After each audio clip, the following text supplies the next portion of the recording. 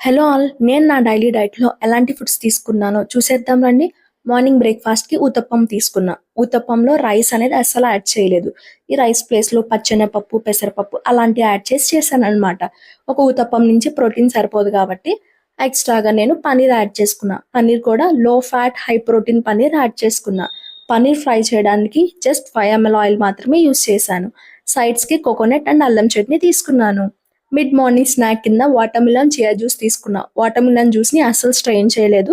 దీంతో పాటు దాంట్లోనే చియా సీడ్స్ కూడా వేసుకున్నాను అనమాట. ఇలా తీసుకోవడం ద్వారా మనకి ఎక్కువసేపు ఆకలి లేకుండా ఉంటుంది. లంచ్కి వచ్చి సాంబార్ రైస్ తీసుకున్నా. రైస్ వచ్చి 150 గ్రామ్స్ తీసుకున్నాను. సాంబార్ నుంచి మనకి ఎక్కువ వెజిటేబుల్స్ వేసుకోవడం ద్వారా ఫైబర్ కంటెంట్ అనేది యాడ్ అవుతుంది.